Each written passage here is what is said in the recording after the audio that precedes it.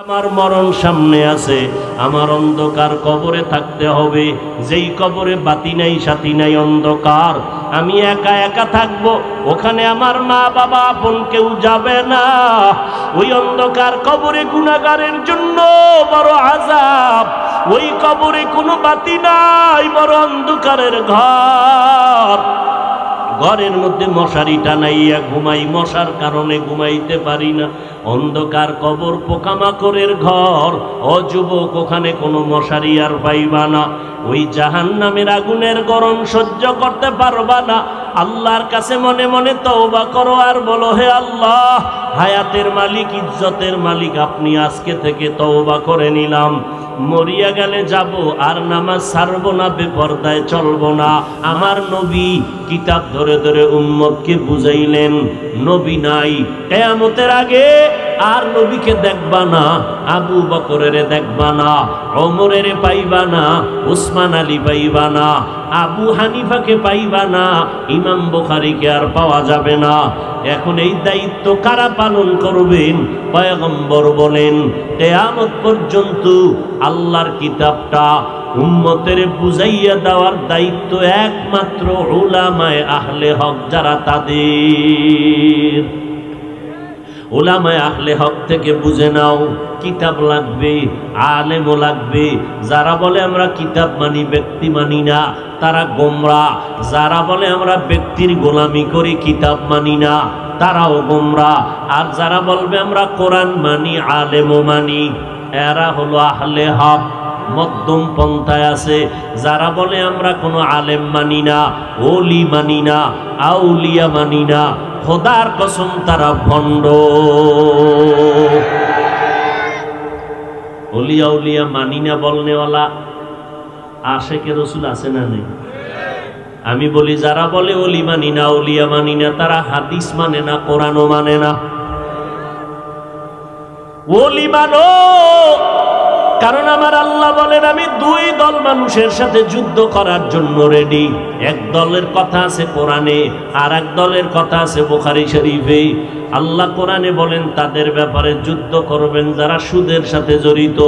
ইয়া আইয়ুহাল্লাযীনা আমানুত্তাকুল্লাহ ওয়া যারু মা বাকিয়া মিনার রিবা ইন কুনতুম মুমিনিন ফাইন লাম তাফআলু ফাযনু বিহারবিন মিনাল্লাহি ওয়া রাসূলিহি। ও আল্লাহর বান্দা মুমিনেরা, আল্লাহকে ভয় করো, সুদের থেকে নিজেকে বাঁচাও। যদি তোমরা সত্যিকার মুমিন দাবি করতে চাও, যদি তোমরা মুমিন হওয়ার পর সুদের থেকে নিজেকে মুক্ত করতে না পারো, রেডি হয়ে যাও। আমার আল্লাহ বলেন, আমি আর আমার রাসূল রেডি তোমার সাথে যুদ্ধ করব। আল্লাহ তো রাগ করে কথাটা বললেন, কারণটা কি? কয় যারা সুদের সাথে জড়িত, 24টা ঘন্টার সেকেন্ডে সেকেন্ডে গর্ভধারিণী মায়ের সাথে জিনার গুনাহ লেখা হয়। মায়ের সাথে জিনার গুনাহ করবি, আমার আল্লাহ তোরে ছেড়ে দিবে, এটা হতে পারে না। যেই মায়ের অক্লান্ত পরিশ্রমে আজ তুমি টাকার মালিক, বাড়ির মালিক, গাড়ির মালিক, মায়ের অবদান, মায়ের দোয়া, মায়ের কান্নায় আজকে আল্লাহ সম্মানের চেয়ার দান করেছেন। মা যদি দোয়া না করতেন, জীবনে আগাইতে পারতাম? ওই মায়ের সাথে জিনার গুনাহ। ও আল্লাহর বান্দা, যদি বলে এটা ছাড়া চলা যায় না, তোমার লাইনে কত মানুষ ব্যবসা করে, চাকরি করে, 1 টাকাও হারাম খায় না, আছে না নাই? আল্লাহ তারে দাঁড় করবে, ও পারলো, তুমি পারলা না কেন? এই জন্য আল্লাহ শর্ত লাগাইছেন, যাদের মধ্যে আল্লাহর ভয় আছে, তোমরা সুদের থেকে নিজেরে বাঁচাও। আল্লাহ এই সমস্ত মারাত্মক গুনাহের থেকে আমাদেরকে হেফাজত করেন। আমল আল্লাহর কাছে উত্তম হওয়ার জন্য, সর্বোত্তম আমলের জন্য 4টা জিনিস লাগবে। পয়গম্বরের সাহাবী মুআয ইবনে জাবাল বলেন, 1 নম্বরে লাগবে ইলম। ইলম আসবে 2 পথে, ব্যক্তি আর কিতাব। কিতাবের মধ্যে শ্রেষ্ঠ কিতাব কোরআন। ব্যক্তিদের মধ্যে বর্তমান দুনিয়াতে শ্রেষ্ঠ ব্যক্তি ওলামায়ে কেরাম। কারা? যারা কয় আমগো আলেম ওলামা লাগে না, আল্লাহ যদি কয় তোরেও আমার লাগে না, উপায় আছে? আল্লাহ আমাদের সবাইকে বুঝার তৌফিক দান করেন। আল্লাহর কাছে আমল লাগবে কিনা বলেন? আমলের দরকার আছে। অন্তত ফরজ আমল যেন আমার থেকে ছুটে না যায়। খবরদার, 5 বেলার নামাজ, মা বাবার খেদমত, মুরব্বীদের সাথে ভালো ব্যবহার, জবানকে গালাগালির থেকে, গীবত শেকায়াত থেকে, মিথ্যা কথা থেকে হেফাজতে রাখা, পর্দা রক্ষা করে চলা ফরজ। আমলগুলোর থেকে যেন আমি বঞ্চিত হয়ে না যাই। এক্ষেত্রে একটা স্লোগান আমার আপনার সব সময় মনে রাখতে হবে, নেক আমল করতে পারি আর না পারি, গুনাহের কোনো কাজ করব না। বাস এই একটা স্লোগান, এই একটা জিকির, এটা মজবুত করে ধরবেন। নেক কাজ করতে পারি আর না পারি, গুনাহ করব না, বাস এই একটা ওয়াজ জান্নাতে নিয়ে যায়। আমলের জন্য আল্লাহর কাছে আমলটা প্রিয় হয়ে কবুল হওয়ার জন্য 4টা জিনিস লাগবে। 1 নাম্বার এলেম। এলেমের মারকাজের নাম মাদ্রাসা, জামিয়া, হেফজখানা, নুরানি। ঠিক নেই? বর্তমান দুনিয়ার সব ইসলাম বিদ্বেষীরা চায় মাদ্রাসা বন্ধ হয়ে যাক। আল্লাহ কয় আমি চাইলে হবে, সারা দুনিয়াবাসী চাইলে হবে না। এজন্য দেখছেন না গজবের করোনার ভেতরে স্কুল বন্ধ, কলেজ বন্ধ, চাকরিজীবীর চাকরি বন্ধ, ব্যবসায়ীর ব্যবসা বন্ধ। আল্লাহর হাজার শুকর, কোরআনওয়ালা মাদ্রাসা বন্ধ হয় নাই। কোন হুজুর কোরআনওয়ালারা কারো কাছে গিয়ে বলছে করোনা, বাচ্চারা না খাইয়া মরে, কিছু ভিক্ষা দাও? কোন হুজুরেরা বলছে? হুজুরেরা কি সরকারের থেকে ধনী? চরম থার্ড ক্লাসের টাকা পয়সার দিক থেকে তারা মসজিদের বেতন দিলে আছে না দিলে নাই। কি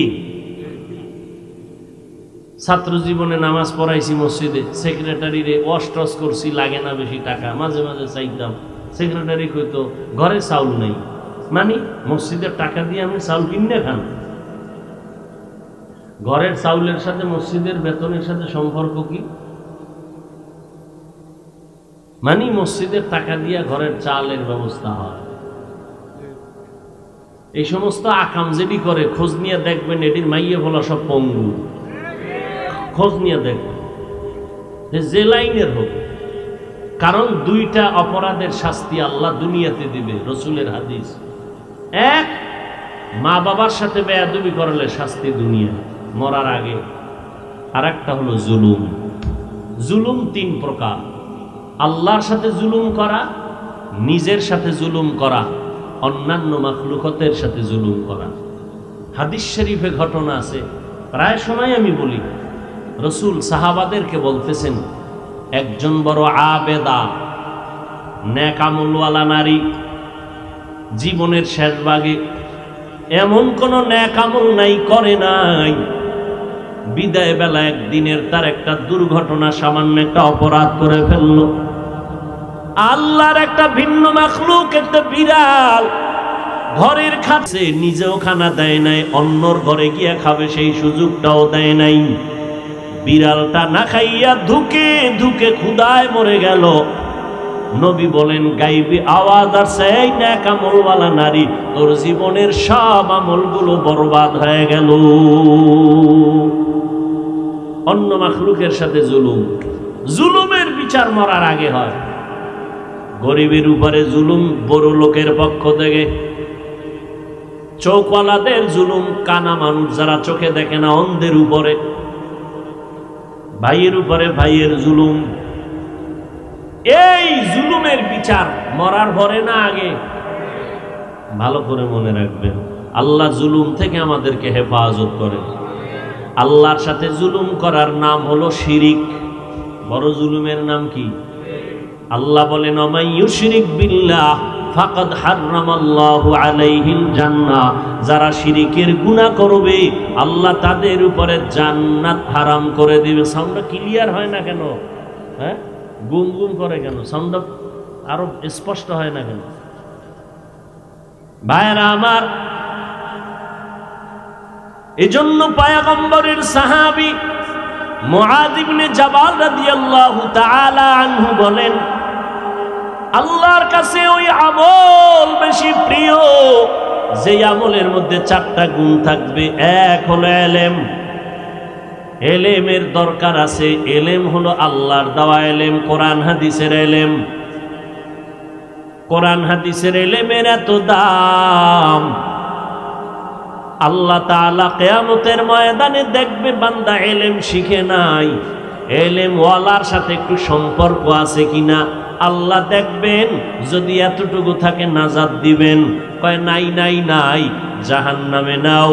বান্দা জাহান্নামে যেতে চাইবে না। নবী বলেন সর্বশেষ বলবে, তাকাইয়া দেখো ও ফেরেশতারা, এই আমার বান্দার এমন কোন বন্ধু আসেনি যেই বন্ধুর সাথে কোরআন হাদিসের ইলমওয়ালার সাথে সম্পর্ক আছে। খুঁজে দেখবে, হ্যাঁ এই বান্দার এক বন্ধু আছে, যেই বন্ধুর সাথে কোরআনওয়ালার সাথে বন্ধুত্ব আছে। আল্লাহ বলবে হ্যান্ডকাপটা খুইলা দাও, জান্নাতে নিয়ে যাও।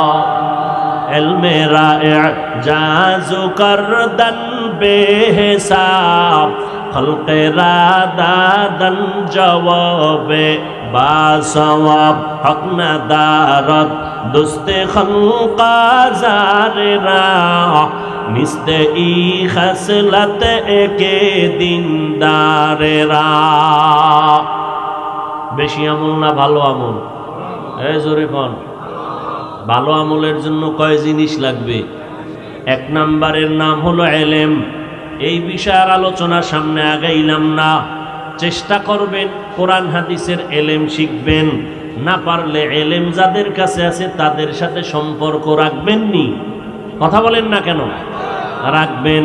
পারলে সন্তানকে কোরআনের ইলম শিখাবেন, হাফেজ বানাবেন। ডাক্তার হোক বাধা নাই, ইঞ্জিনিয়ার হোক বাধা নাই। কোরআনের নূর যখন সিনায় চলে যাবে, ওই বান্দার দ্বারা ডিসি সাহেবের চেয়ারে বসলেও ইসলামের ক্ষতি হবে না।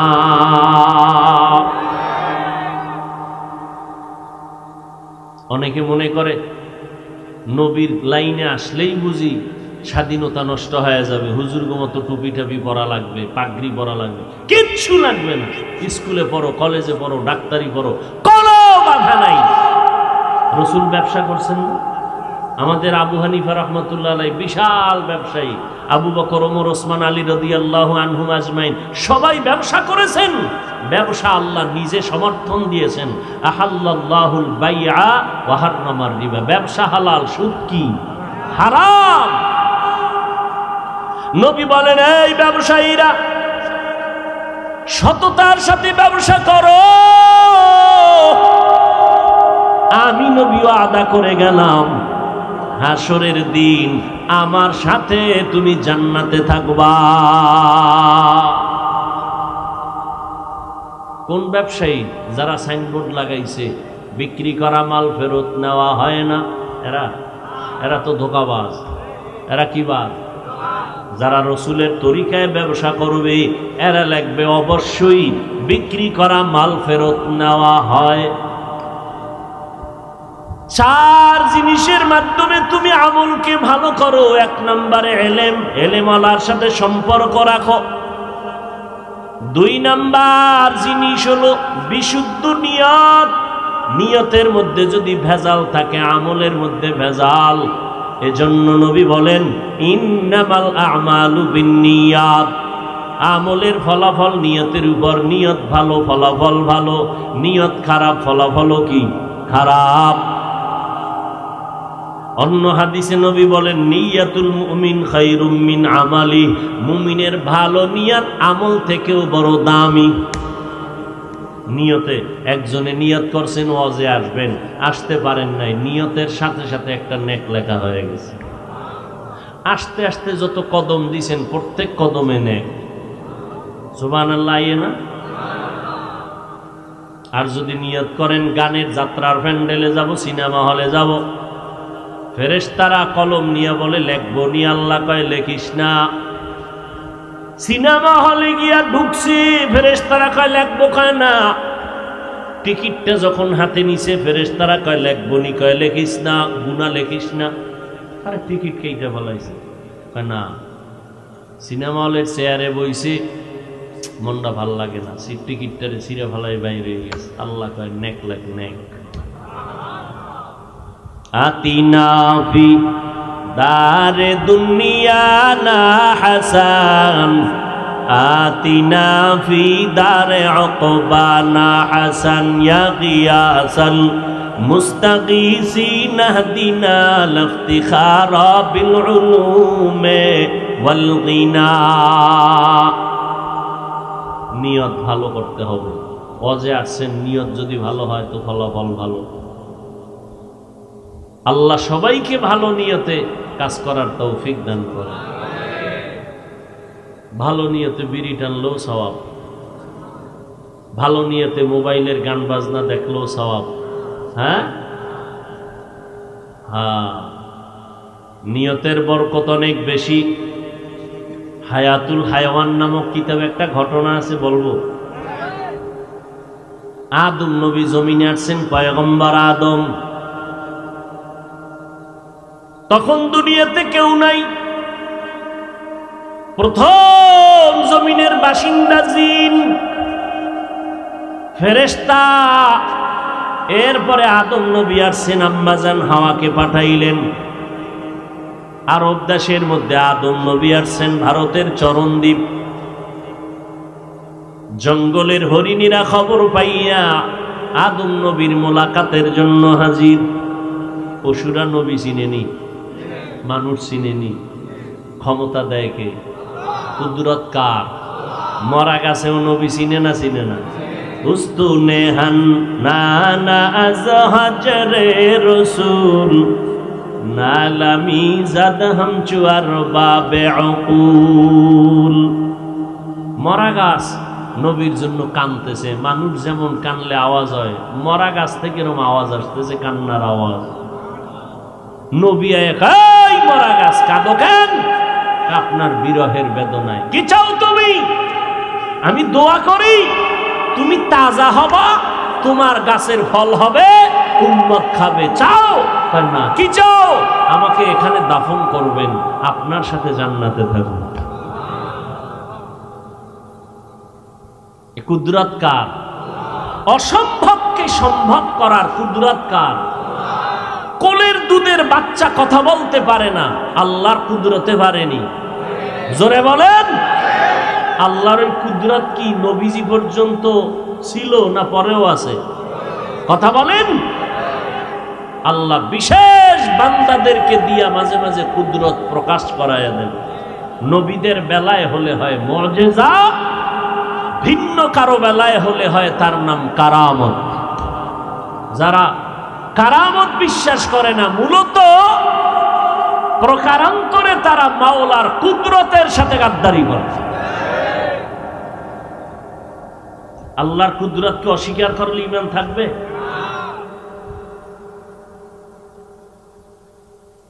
গাছের সাথে কথা বলতেছেন শিবলি রহমতুল্লাহ আলাইহি, গাছও কথা বলতেছে। সুলাইমান নবী কথা বলে নাই? কি আজীব বিষয়! আল্লাহ এই পাওয়ারটা, এই ক্ষমতা, কুদরত মাঝে মাঝে দেখান কোন না কোন বিশেষ বান্দার মাধ্যমে।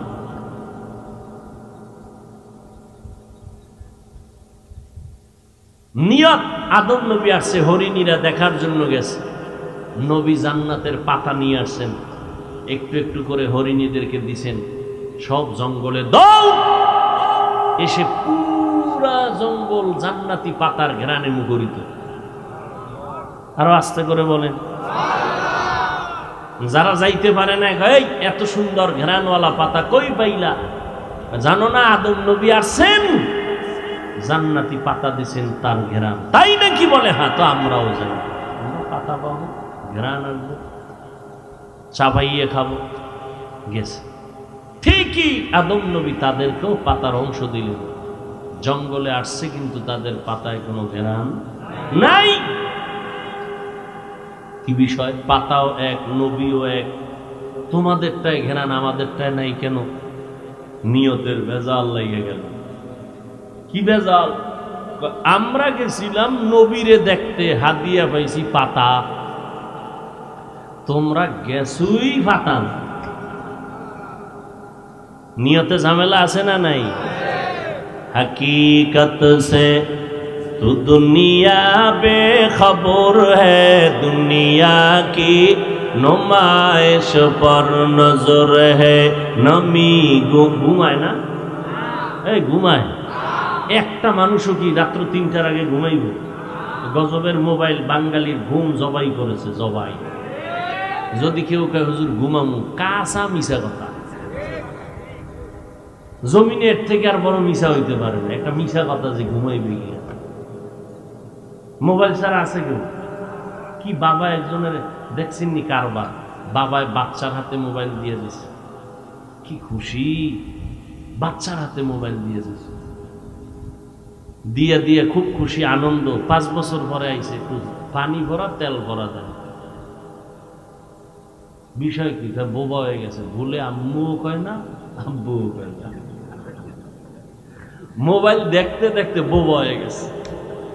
এর জীবনে আব্বু আম্মু ডাকি শিখায় না, কারণ এই দুইটা আকাম করছে মোবাইল নিয়ে, আর ওই বাচ্চাটারে মোবাইল নিয়ে আর এক আকামে ফেলায় রাখছে। ও তো মোবাইলের মোরাকাবায় তাকাইয়েই ছিল, ও জীবনে আব্বু খাওয়াও মোবাইলকে আব্বু আম্মু শিখায়নি, কার্টনের মধ্যে শিখায়। বাস ওই বাচ্চা মোবাইল দেখি। সত্য, এই ৫ বছরের বাচ্চা আমার মাদ্রাসায় আইছে দোয়া করার লাগে, আমি কোনো দোয়ায় কাম হতো না। যেই গজব লাগাইছ, জুতা ভরা দিলেও কাম হতো না, কি তেল ভরা।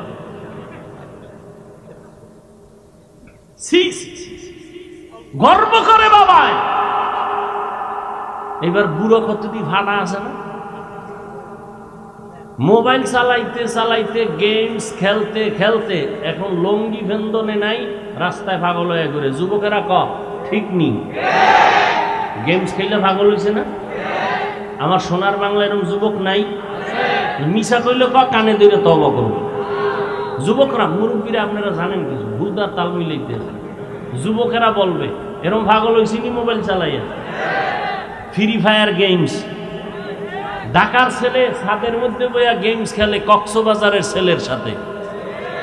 সকালবেলা বাবায় পকেটে হাত দিয়ে দেয়, টাকা নেই। টাটকা চোর, বাপের টাকা চুরি করে, মায়েরটা চুরি করে। অনেক সন্তান এমন আছে মা বাবার সাথে এই মোবাইলের কারণে এত পরিমাণ বেয়াদবি করেছে যা ভাষা নাই বলা, এই মোবাইলের কারণে। এবার শেষ পর্যন্ত ওখান থেকে বেয়াদবি শুরু, এবার আমগোর সাথে বেয়াদবি করতে। সালাম দিতে যুবক ভয় পায়, হাত মিলাইতে ভয় পায়, কি জানি বেয়াদবি। আর মোবাইল আওয়ার পরে কান্দের মধ্যে আটটা দিয়ে হুজুরের দিকে তাকান, গজব কয়নি? কিতনা বড় বেয়াদব। সরকারের প্রয়োজন ছাড়া, শরীয়তের প্রয়োজন ছাড়া ভিন্নভাবে ছবি তোলা হারাম, হারাম, হারাম। এই যারা মোবাইলে উঠাইতেছেন হারাম, হারাম, হারাম। ওরা যে উঠাইতেছে এটা হইল উম্মতের জন্য।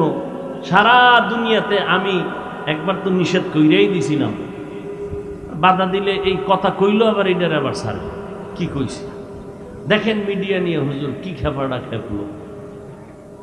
মহা এক মুসিবত, কইলেও বিপদ, না কইলেও বিপদ।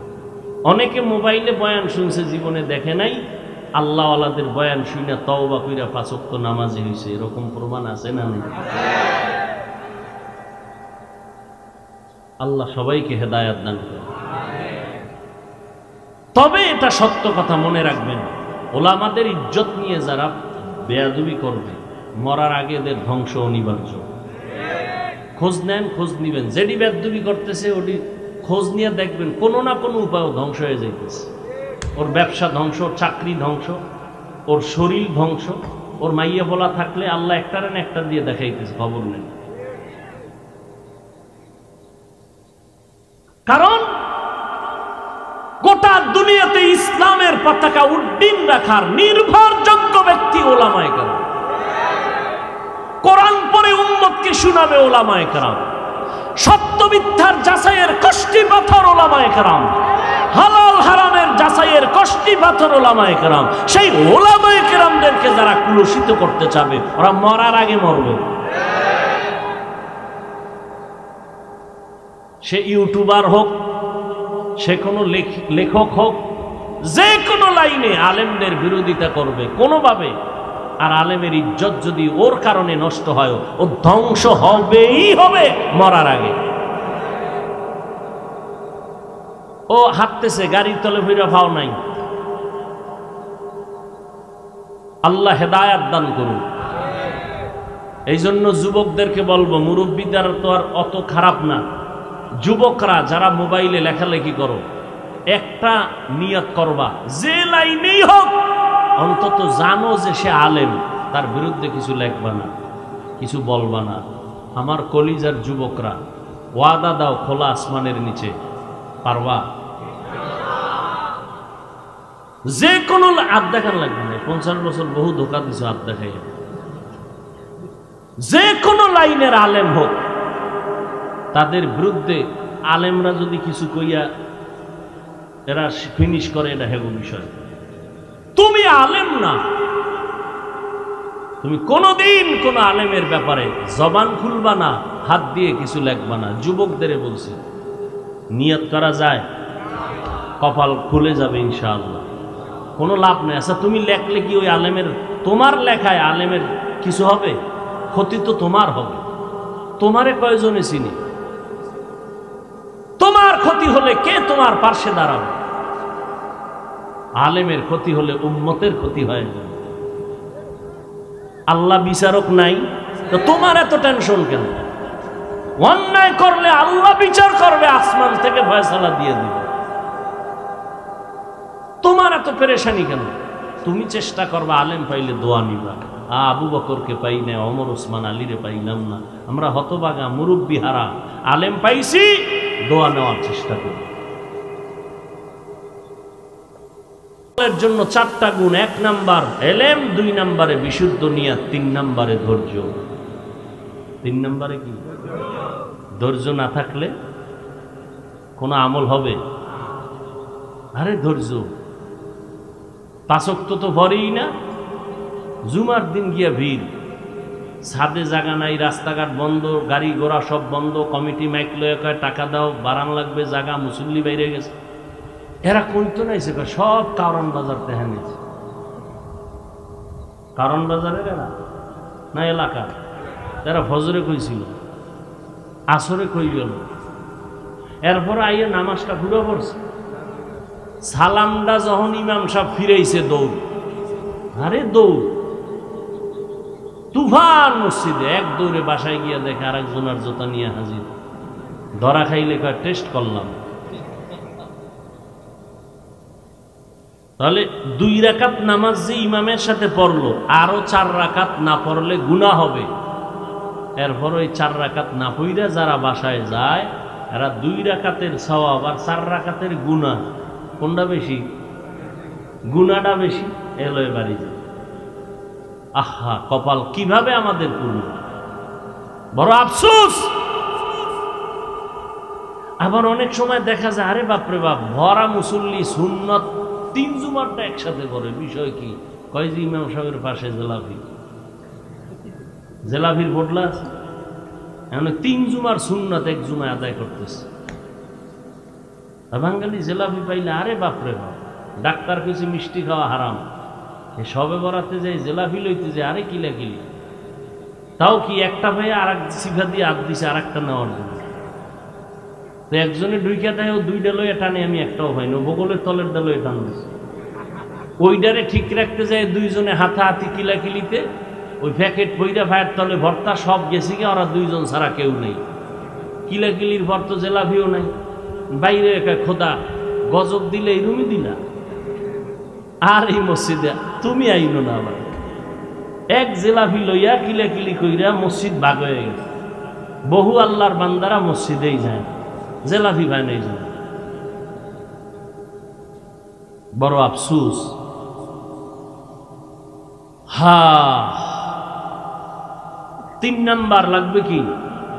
ধৈর্য। ধৈর্যের বড় দাম। ধৈর্য ধারণকারীদের ব্যাপারে আল্লাহ বলেন দুইটা বড় বড় পুরস্কার আমি আল্লাহ দিব, একটা দুনিয়ায় আর একটা দিব আমি মরার পর। দুনিয়ার পুরস্কার, এই ধৈর্য ধারণকারীর দল ভালো করে শুনে নাও, আমি আল্লাহ তোমার সঙ্গী হইয়া থাকব। ইন্নাল্লাহা মা'আস সাবিরিন, পরকালে তোমার এই ধৈর্যের ফল কোনো হিসাব লাগবে না, বিনা হিসাবে আমি আল্লাহ জান্নাত দিয়া দিব। ইন্নামা ইউওয়াফাস সাবিরুনা আজরাহুম বিগাইরি হিসাব, ধৈর্য ধারণকারীরা বেগায়ের হিসাব আল্লাহর জান্নাতে যাবে। ইবাদতের বেলায় ধৈর্য, গুনাহের বেলায় ধৈর্য, মুসিবতের বেলায় ধৈর্য। ও আল্লাহর বান্দা, ফজরের নামাজ পড়তে কত ধৈর্য লাগবে, না হয় নামাজ হবে না। ইমাম সাহেব কেরাত লম্বা লইলে মাথা গরম হয়ে যায়, নামাজের ভিতরেই কাশাকাশি শুরু করে, আর একজনে কাশ দিলে সব হোমানে কাশ দিতেছে, মসজিদ গরম পুরা। আর ওই মোবাইল তো পকেটে আছেই, রিংটোন যদি বাইজেই উঠে তাও কি রিংটোন লাগাইছে, হিন্দি গান টান দিয়ে কে দিছে। মসজিদের মধ্যে এমন আওয়াজ, ইমাম সাহেবের কেরাত পশ্চিমের থেকে দক্ষিণে গেছে, পুরা মসজিদের মুসল্লিদের নামাজের মেরুদণ্ড ভাঙ্গে দিছে এক মোবাইলের রিংটোন। আছে না নাই? মসজিদে গেলে মোবাইলটা নেওয়া লাগবে কি জন্য?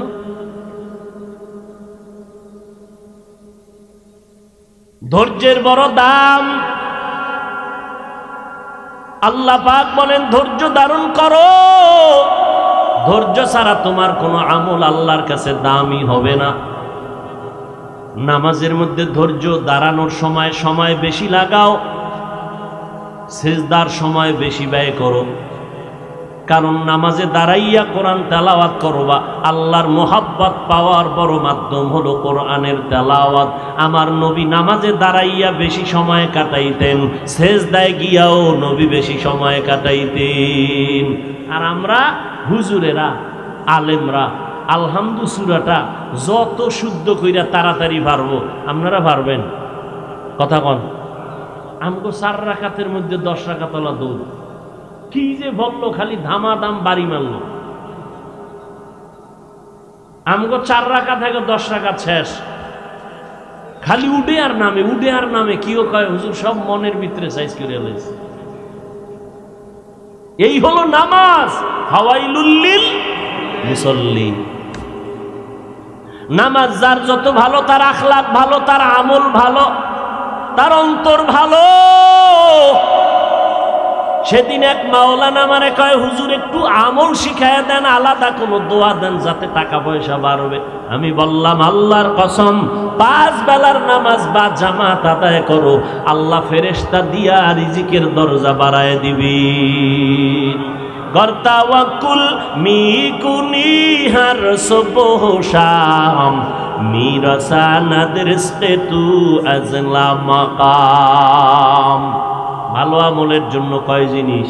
1 নম্বরে এলেম, 2 নম্বরে ভালো নিয়ত, পরিশুদ্ধ নিয়ত, ভেজালের নিয়ত কোনো হলে হবে না। 3 নম্বর ধৈর্য, 4 নম্বর হলো ইখলাস। ইন্না সালাতি ওয়া নুসুকি ওয়া মাহইয়ায়া ওয়া মামাতি লিল্লাহ ওয়া মামাতি লিল্লাহি রাব্বিল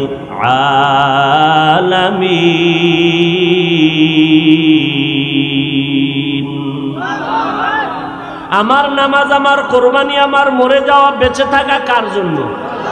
আমি বয়ান করি আল্লাহর জন্য। বয়ান শুনিও কার জন্য?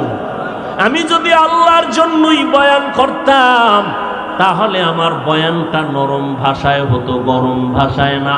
মুসা নবীরে আল্লাহ বয়ান করতে পাঠাইতেছে, ফেরাউনের গিয়া বয়ান করো।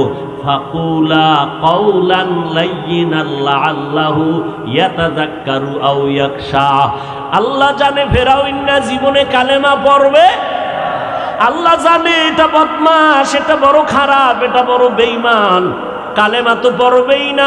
জানার পরেও আল্লাহ কয় ও মুসা, ভাই হারুনের নিয়ে যাও দাওয়াতের জন্য, খবরদার সুন্দর নরম আচরণ করবা, তোমার কথা যেন মোলায়েম হয়, বড় নরম হয়, কারণ নরম কথা মানুষের অন্তরের মধ্যে অ্যাকশন করে বেশি, গরম কথার অ্যাকশন বেশি করে না, মানুষ বিগড়াইয়া যায়। এজন্য আমার নবী সৃষ্টির শ্রেষ্ঠ, যার কোনো তুলনা নাই, ওই নবীকেও আল্লাহ বলেন লাউ কুনতা ফাদ্দান গালিদাল কলবি লানফাদ্দু মিন হাওলিক, ও নবী আপনার অন্তরের হালাত যদি বক্রতা হতো, বাঁকা হতো, আপনার থেকে উম্মতেরা দলে দলে পালায়া যাইত। আপনার ব্যবহার এত সুন্দর, আপনার অল্প কথায় বেঈমানেরাও কালেমা পড়তে বাধ্য হয়ে যায়। পাকিস্তানের মুফতি শফি রহমাতুল্লাহ আলাইহি মুসা নবীর এই ঘটনা দিয়ে, এই আয়াত দিয়ে কয়, এই জান্নাতের দাওয়াত দেনেওয়ালা দায়ী, ভালো করে বুঝো, তোমরা যারা উম্মতের দাওয়াত দাও, তোমরা কি মুসা নবীর থেকে দামি? আমরা বক্তারা মুসা নবীর থেকে দামি? হ্যাঁ, যারা বয়ান আমগো শুনবে তারা কি ফেরাউনের থেকে খারাপ? তুমি এত গরম ভাব কেন? কি চাই? মানুষের সব দূরে সরাইতে চাই না কাছে টানতে চাই? জাহান্নামী বানাবো না জান্নাতি? জান্নাতি বানাইতে হলে নরম ভাষা দিয়া বয়ান করো, যেই কথা মানুষের অন্তরে গেঁথে যাবে, আসর হবে। আর বয়ান করে ঘুমাইও না, উম্মতের জন্য সিজদায় পড়ে রাতে দোয়া করো, আল্লাহ হেদায়েতের দরজা খুলে দাও। এজন্য ওলামায়ে কেরামদের মজলিসে, মুরব্বীদের মজলিসে বেশি বেশি সময় দেওয়া দরকার, না হয় এই ভিতরটা কোনোদিন লাইনে আসবে না। কারণ ইখলাস এটা অন্তরের বিষয়, ইখলাস দেখাও যায় না, অন্তরও দেখা যায় না। ইখলাস নিয়া দুনিয়াতে কেউ জন্ম হয় নাই, হয়েছে? ইখলাসটা আলাদাভাবে অন্তরে ঢুকাইতে হবে। ইখলাস দেখাও যায় না, যে অন্তরে ইখলাস ঢুকাবো অন্তরও দেখা যায় না। ঢুকাবো কেমনে? ধরাও যায় না, দেখাও যায় না। কয় এমন ভাবে না দেখার রাস্তা দিয়ে ঢুকাও। বলে তা কি? কয় আল্লাহ ওয়ালাদের নেক নজর যখন তাওয়াজ্জু পড়ে যাবে, আল্লাহর কুদরতে কলবে ইখলাস পয়দা হয়ে যায়।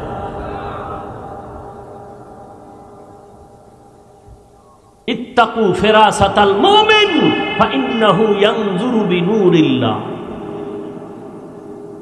আর এখন অহরহ বলতেছে পীর মুরিদি শিরিক, ওলি আউলিয়ার দরকার নাই। আরে ভাই, কোরআন রাসূলের দায়িত্ব, ইয়াতলু আলাইহিম আয়াতি, কোরআনের তেলাওয়াত, ওয়া ইউযাক্কিহিম, কোরআন তেলাওয়াত রাসূলের যেমন একটা দায়িত্ব, আল্লাহর ফরজ বিধান, ঠিক মানুষের কলবকে, আত্মাকে গুণমুক্ত করা, এটাও আল্লাহর বিধান, রাসূলের ফরজ দায়িত্ব।